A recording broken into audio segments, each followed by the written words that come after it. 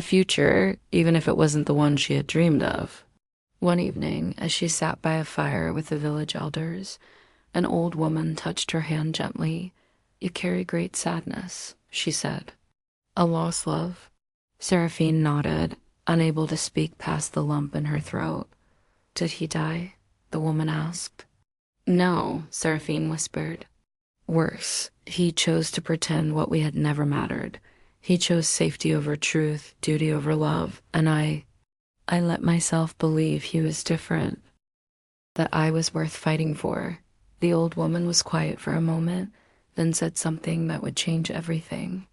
"Perhaps he was too broken to recognize what he had until it was gone.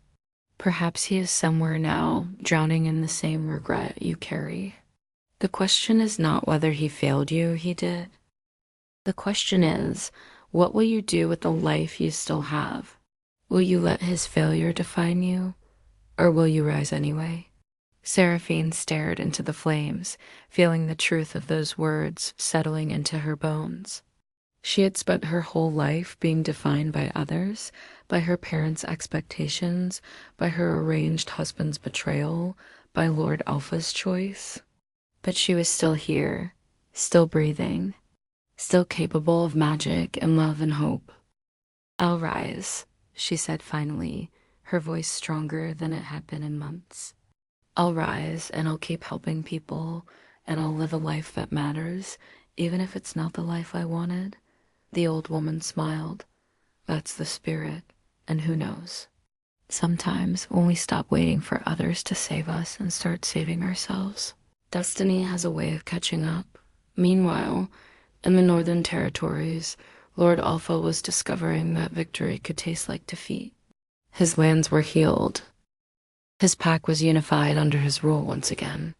Marcus had been dealt with, not executed, but demoted, stripped of rank, made to understand the consequences of challenging authority without cause. Everything should have returned to normal. But nothing felt normal, nothing felt right. He would wake in the middle of the night, reaching for a presence that wasn't there, forgetting for a moment that the bond was broken. He would catch himself about to share a thought with Seraphine before remembering she couldn't hear him anymore. He would see silver in unexpected places, moonlight on water, frost on winter branches, and feel a physical ache in his chest. His pack noticed. How could they not? Their alpha, who had been cold but functional, was now cold and hollowed out. He made good decisions, he protected them, he did everything a leader should do. But the spark that makes a leader great, the passion, the vision, the connection to those he led, was missing. It was his most loyal warrior, a woman named Elena, who had known him since childhood, who finally confronted him. "You're dying," she said bluntly, cornering him after a council meeting. "Not physically, but in every way that matters. You're going through the motions of living without actually being alive." "I'm fine," he said automatically. "You're not," Elena insisted. "And I think I know why. That moon mage, what really happened in the Citadel?" He went rigid. "It was a healing ritual. Nothing more. Don't lie to me," she said sharply. "I've known you too long. I saw your face when you came back. I saw how you flinched when Marcus called her a witch. I saw you, brother, and I know what a man looks like when he's left his heart somewhere he can't retrieve it. The walls he built so carefully began to crack. It doesn't matter what happened. It's over." "Is it?" Elena challenged. "Or did you just convince yourself it had to be over because you were afraid? Afraid of what the pack would think, afraid of being vulnerable, afraid that choosing love meant failing as an alpha?"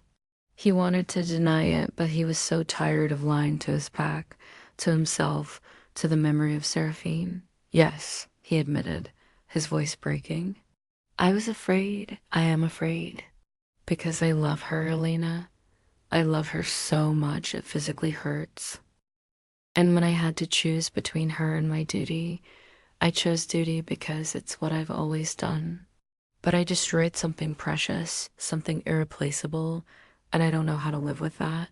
Elena's expression softened. Then why are you still here? What? Why are you still here? She repeated. If you love her, if letting her go is killing you, why haven't you gone after her? Why haven't you fought for her the way you fight for everything else you believe in? Because I hurt her, he said. I left her. I lied about what we had to protect my own position. I broke her heart and our bond. Why would she ever forgive me? Why would she ever take me back? Maybe she won't, Elena said honestly. Maybe you destroyed it beyond repair. But at least you'd know. At least you'd have tried. Right now, you're living in a purgatory of your own making, and you're dragging the whole pack down with you. We need our alpha to actually want to live, not just exist. He stared at her, feeling something he hadn't felt in months. Hope. Terrifying, painful, beautiful hope. What if she won't see me? He asked quietly. Then you'll have your answer, Elena replied. But what if she will? What if she's been waiting, hoping, hurting just as much as you are? Don't you owe it to both of you to find out? That night, Lord Alpha stood under the stars and did something he hadn't done since he was a child. He prayed. Not to any specific deity, but to the universe itself, to fate, to whatever force had brought Seraphine into his life in the first place. I was wrong, he whispered to the darkness. I was afraid, and I chose poorly. I hurt the person I love most because I couldn't imagine a way to honor both my duty and my heart. But I'm done running. I'm done pretending I can survive without her. If there's any chance, any possibility that she might forgive me, I need to know. I need to try. The stars offered no answer, but something in his soul shifted. For the first time since leaving the Citadel, he felt a purpose beyond mere duty. He felt alive. The next morning, he called his council together. I'm leaving, he announced. Elena will lead in my absence. The council erupted in protest, but he raised a hand for silence. I've spent my entire life believing that being a good leader meant sacrificing everything personal. Standing alone, never showing weakness. I was wrong. I've been half alive, going through motions, giving you a shell of an alpha because I left my heart somewhere else. You deserve better. You deserve a leader who is whole. Where are you going? One of the elders asked. He took a breath.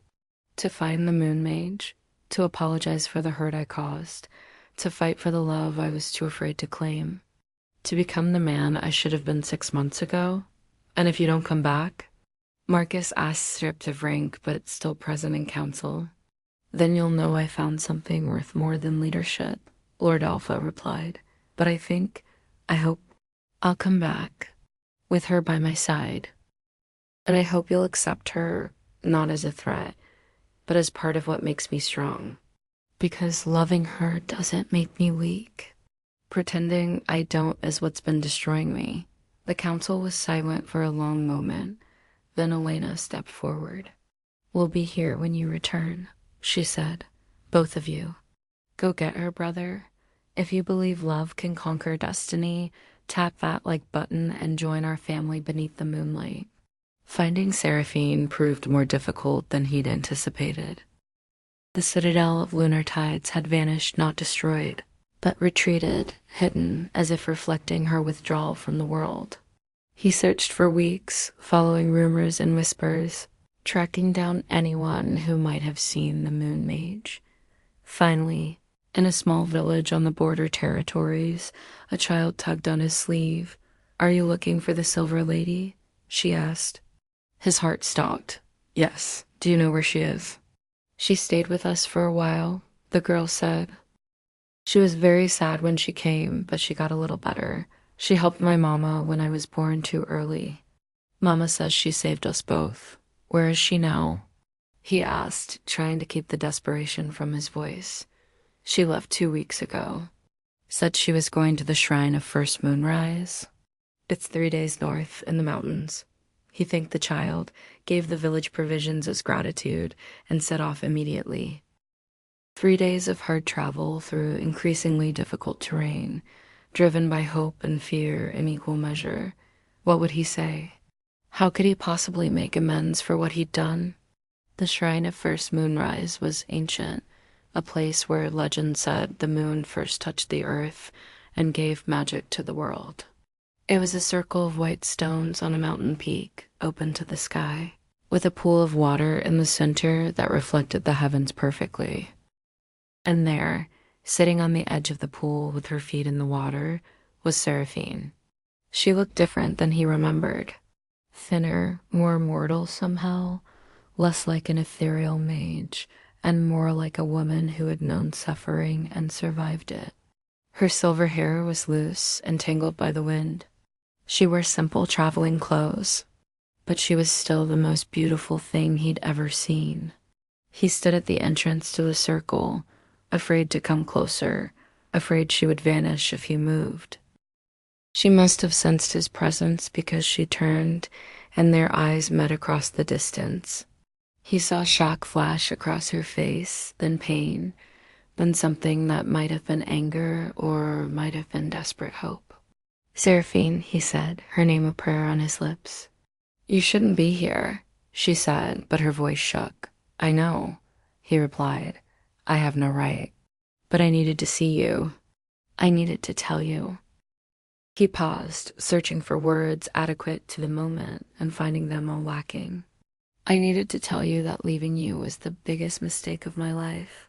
That lying about what we had, reducing it to a transaction, betrayed not just you, but myself. That every day since has been colorless and empty because you're not in it." She stood, water dripping from her feet, her hands clenched at her sides. "You destroyed me," she said, and the words were like daggers. "You made me believe I was worth fighting for, that our connection was real, and then you walked away and pretended it meant nothing. Do you have any idea what that did to me?" "I know," he said, moving closer despite the fear. "I can see it in your eyes, in the way you've changed, and I hate myself for it. I hate that I was too much of a coward to choose you, too afraid of what my pack would think, too locked into old patterns of believing I had to stand alone." "Then why are you here now?" she demanded. "What's changed?" "I almost died," he said simply. "Not physically, but in every way that matters. I became exactly what I was afraid of becoming, a hollow shell, performing the duties of leadership without any real heart behind it. And I realized that I was going to spend the rest of my life half alive, haunted by you, by us, by what I threw away. So I'm here to fight for you the way I should have from the beginning." Tears were streaming down her face now. "You hurt me so badly. How can I trust that you won't do it again? How can I believe that this time will be different?" He dropped to his knees in front of her, baring his throat in the ultimate gesture of submission and trust. "You can't," he said honestly. "I can't guarantee I won't make mistakes, that I won't sometimes choose wrong, that I won't let fear influence my decisions. I'm not perfect, Seraphine. I'm scarred and damaged and still learning how to be vulnerable. But I can promise you this, I will never lie about loving you again. I will never diminish what we have. I will fight for us with the same ferocity I fought for everything else I believe in. And if I fail, it won't be because I didn't try with everything I have." She stared down at him, this powerful alpha on his knees before her, and felt something crack open in her chest. All the pain and anger and hurt, but also all the love she'd never been able to fully extinguish. "I tried to stop loving you," she whispered. "For months, I tried. I told myself you weren't worth it, that you were just another person who valued me for my magic rather than my heart, but I couldn't do it. Even broken, even hurting, I couldn't stop loving you." He looked up at her, hope blazing in his storm gray eyes. "Then let me spend the rest of my life proving I'm worthy of that love. Come back with me. Not as my mage, not as my advisor, but as my partner. My equal, the other half of my soul.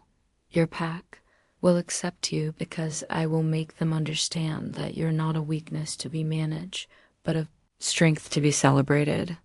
And if they can't accept that, then I'll choose differently than I did before. I'll choose you. She wanted to believe him. God, how she wanted to believe him. But the wound was still so fresh, the betrayal still so raw. I need time, she said finally. I need to know this isn't just guilt or regret. I need to know that you've really changed, that you're really ready to do this differently. His face fell slightly, but he nodded. I understand. What do you need from me? Stay, she said, here at the shrine. With me. Not as alpha and mage, not with any magical bonds or grand gestures. Just as two people trying to find their way back to each other. If you can do that, if you can be patient and gentle and prove through actions rather than words that you mean what you say, then maybe, ... double quotes, maybe? He prompted, hope rekindling. Maybe we can try again, she finished.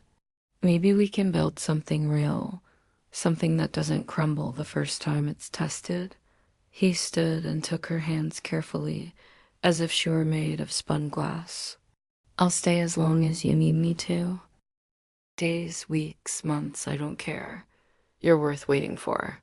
We're worth waiting for.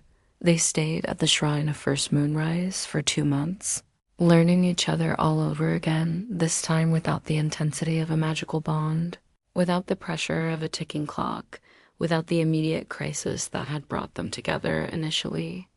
It was harder this way, and more real. They had to navigate disagreements without the bond smoothing over rough edges. They had to communicate with actual words instead of relying on emotional echoes. They had to build trust brick by brick, moment by moment. There were difficult conversations. She made him talk about why he had really left, forced him to confront the deep-seated beliefs that had driven his choice. He made her talk about her own fears, her terror of abandonment, her belief that she was only valuable for her magic, her struggle to believe anyone could love her for simply being herself. There were setbacks, times when old wounds would flare up, when she would pull away out of self-protection, when he would fall back into autocratic patterns of trying to solve problems alone. But each time, they worked through it. Each time, they chose to stay and fight for understanding rather than running. And there were beautiful moments. Mornings watching the sunrise together in comfortable silence. Evenings sharing stories of their past, filling in all the details they'd missed during their rushed 7 nights. Learning how to laugh together, how to comfort each other, how to simply be together without any cosmic purpose beyond enjoying each other's company. One night, under a full moon that painted everything silver, they sat by the pool and he asked, "Do you forgive me?" She was quiet for a long time, considering. "I'm learning to," she said finally. Forgiveness isn't something that happens all at once, I think. It's a choice I make every day to not let the hurt define us, to believe in who you're becoming rather than who you were. Yes, you failed me, but you came back. You stayed. You're doing the work. That has to count for something. And do you still love me? He asked, vulnerable in a way that would have been impossible for him months ago. She turned to look at him, her silver eyes reflecting moonlight and something deeper. I never stopped, she admitted, even when I wanted to. Even when it would have been easier. You're etched into my soul, carved into my heart. But love isn't enough by itself. We need trust, partnership, respect. We need to be 2 whole people who choose each other, not 2 broken pieces trying to complete each other. Are we there yet? He asked. Whole enough? She smiled, really smiled, for the first time since he'd arrived. I think we're getting close. He reached up and cupped her face gently, giving her every opportunity to pull away. She didn't. Instead, she leaned into his touch, and when he kissed her, it was different from their first kiss in the Citadel. That had been desperate, passionate, overwhelming. This was gentle, sure, grounded in reality rather than magical intensity. This was a promise rather than a plea. When they pulled apart, both were crying not from sadness, but from the profound relief of finding something precious that had been lost. "I love you," he said. "Not just your magic, not just your beauty, not just what you can do for me. I love your stubbornness and your kindness. I love how you bite your lip when you're thinking. I love that you're clumsy in the mornings and brilliant at midnight. I love your scars and your strengths. I love you, Seraphine, all of you, exactly as you are." "I love you too," she whispered. "Your darkness and your light, your fierce protectiveness and your hidden gentleness. The way you try so hard to do right even when you're not sure what right is. I love the man you've been becoming, the vulnerability you're learning to show, the future we might build together. Come home with me," he said, "not as a subject or a subordinate, as my partner, my mate, my equal in everything." She kissed him again, soft and sweet and full of hope. "Yes," she said, "let's go home." Their return to the Northern Territories was met with mixed reactions. Some of the pack celebrated, genuinely happy to see their alpha returned and clearly transformed. Others were wary, uncertain how to relate to a leader who brought an outsider, a magical one, no less, into their midst. But Lord Alpha had learned his lesson. Instead of hiding their relationship or downplaying Seraphine's importance, he stood before the assembled pack with her hand in his and spoke from the heart. "I know many of you have concerns," he said, "about her, about me, about what this means for our pack. Let me address them honestly. Yes, she's a mage. Yes, she's an outsider. Yes, our connection challenged me, pushed me out of my comfort zone, forced me to confront parts of myself I'd been avoiding. And yes, I failed her once. I let fear drive my choices. And I hurt someone I loved because I was too afraid to trust in something different." He felt Seraphine squeeze his hand, lending him strength. "But here's what I've learned," he continued. "Being strong doesn't mean standing alone. Being a good leader doesn't mean sacrificing everything personal. And our pack isn't strong because we reject anything different. We're strong because we adapt, because we grow, because we choose to be better. Seraphine doesn't make me weak. She makes me whole. She challenges me to be a better alpha, a better man. And I'm asking you, all of you, to give her a chance. Give us a chance." Owena stepped forward first. "I've known you for 30 years, she said. "I've never seen you like this, alive, present, actually happy." If she did that, then she's already proven her worth to me. "Welcome, Moon Mage." Others followed, slowly at first, then more readily. Not everyone was convinced immediately. Change never comes that easily, but there is acceptance, tentative and growing. A willingness to try. Marcus, surprisingly, approached them last. "I challenged you because I thought you lost your way," he said. "I was wrong. You didn't lose your way, you found it. I'm sorry for forcing you into a position where you felt you had to choose." Lord Alpha clasped his former second's shoulder. "You were right about one thing. I was compromised. Just not in the way you thought. I was compromised by fear, by old wounds, by an inability to imagine something different. Thank you for pushing me, even if it hurt at the time. The integration wasn't always smooth. There were adjustments, cultural differences, moments of misunderstanding. Seraphine had to learn the pack's ways, their traditions, their social structures. The pack had to learn to accept magic as something other than a threat. Lord Alpha had to navigate being both a strong leader and a partner in an equal relationship, learning when to command and when to collaborate. But they worked at it, together. Seraphine established a healing center at the heart of the territory, open to anyone who needed help. She taught a few gifted individuals how to work with herbs and energy, demystifying magic by making it practical and accessible. She participated in pack life hunts, celebrations, councils not as an outsider trying to fit in, but as someone bringing new perspectives while also learning from theirs. Lord Alpha learned to share power, to consult with her on decisions, to value her wisdom alongside his instinct. He learned that vulnerability wasn't weakness, that asking for help was strength, that leading meant growing alongside those he led. 1 year after their reunion, on the night of a silver moon, they formalized their bond before the entire pack. Not the magical bond they'd once shared, but something even deeper, a conscious choice made freely to commit their lives to each other. The ceremony was a blend of pack traditions and Seraphine's lunar magic. They stood in a circle of moonlight, hands joined, and made vows that were witnessed by both earth and sky. "I vow to choose you every day," he said, his voice carrying across the assembled crowd, "in joy and in struggle, when it's easy and when it's hard. I vow to see you fully, to honor your strength, to support your dreams.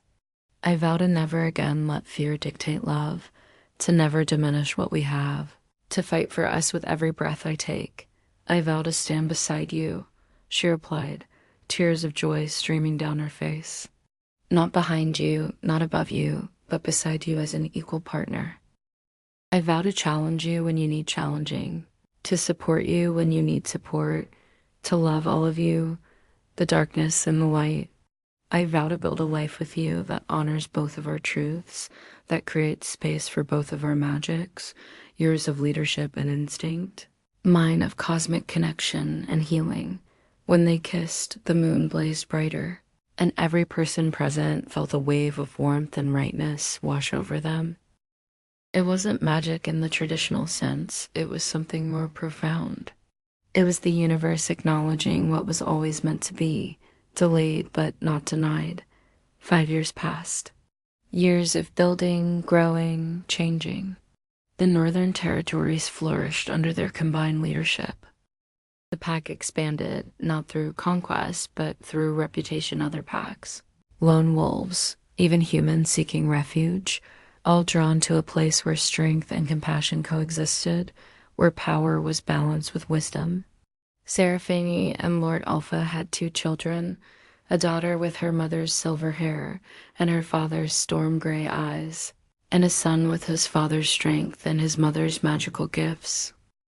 They raised them in a world that was different from the one either parent had known, a world where love was celebrated rather than feared, where vulnerability was honored as much as strength, but the greatest change was in them. Lord Alpha, though the pack still called him that out of respect, was no longer the closed-off, isolated warrior he'd once been. He laughed easily, showed affection openly, and ruled with a balance of strength and heart. He had learned that being a good leader meant being a complete person, not a perfect one. Seraphine was no longer the lonely mage in her citadel between worlds. She was grounded, connected, part of a community that valued her for who she was rather than what she could do. She had learned that she was worthy of love not because of her magic, but simply because of her humanity. Together, they had created something neither could have built alone: a home, a family, a legacy that would outlast them both. One evening, as they sat on the terrace of their home watching the sun set over the northern forests, Seraphine leaned against her husband's shoulder. "Do you ever regret it?" she asked. "Choosing this path? It wasn't what you planned for your life." He pulled her closer, kissing the top of her head. "I regret the time I wasted trying to resist it," he said. "I regret the pain I caused you, but choosing you, choosing us, that's the one decision I've never regretted for a single moment. You didn't derail my life, you saved it. We saved each other," she corrected gently. "We saved each other," he agreed. As the stars began to emerge, their daughter ran out to join them, chattering excitedly about the moon magic Seraphine was teaching her. Their son followed, asking his father about the next hunt. And in that moment, surrounded by the family they'd created and the life they built, both felt the same profound gratitude. They had been given a second chance, and they had made it count. The moon rose full and bright, painting everything in silver light. And somewhere in the citadel of lunar tides, which had returned and now served as a school for young mages, new students learned about the legendary love that had changed the world. About the rogue Alpha who had learned that true strength included the courage to love, and the moon mage who had discovered she was worthy of being loved. About how sometimes the greatest magic isn't in spells or power, but in the simple, profound choice to open your heart, even when it's terrifying, even when you've been hurt, even when you're not sure you'll survive it. Because love, real love, isn't about perfection. It's about persistence. It's about choosing each other again and again, through failures and victories, through darkness and light. It's about two broken people healing together, two strong people becoming stronger together, two souls finding in each other the home they'd been searching for all along. Many years later, when both Lord Alpha and Seraphine had grown old, their hair silver with age rather than magic, their faces lined with the beautiful marks of a life fully lived, they returned to the Shrine of First, Moonrise, where they had found their way back to each other. They sat by the pool as they had decades before, their hands still fitting together perfectly, their hearts still beating in the synchronization that had never truly broken even when the magical bond had. "Thank you," he said softly. "For what?" she asked. "For not giving up on me, for letting me come back, for believing we were worth fighting for even when I had hurt you so badly." She squeezed his hand. "Thank you for coming back, for doing the work, for becoming the man you were always capable of being, for giving us a lifetime instead of just 7 nights." They sat in comfortable silence as the moon rose, that same silver moon that had witnessed their first meeting, their separation, their reunion, and every moment between. And as its light bathed them in ethereal glow, they both felt it, the echo of that original bond. Still there, not magical, but real in a way that transcended magic. They had lived, they had loved. They had failed and risen again. They had created a legacy that would ripple forward through generations, a story that would be told and retold, reminding others that love isn't about destiny forcing two people together, but about two people choosing each other every day, even when it's hard. Especially when it's hard. As the night deepened and the stars emerged in their infinite patterns, Lord Alpha and Seraphine, no longer titles, but simply two people who had found each other beneath the silver stars, sat together in perfect peace. Their life story complete, their hearts still entwined, their love eternal. And so we come to the end of this tale, a story of love found, lost, and reclaimed.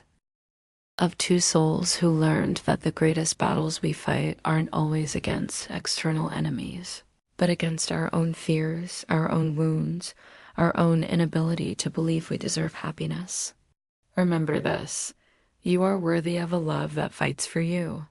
You are deserving of someone who chooses you, not just once in a grand gesture, but every day in small moments. And if you've ever been hurt, if you've ever felt like you weren't enough, know that the right person won't make you prove your worth. They'll see it, honor it, and protect it like the treasure it is. Love is patient. Love is brave. Love is the courage to be vulnerable even when you're terrified. And sometimes love is getting a second chance and having the wisdom to take it. Thank you for journeying with us beneath the silver stars.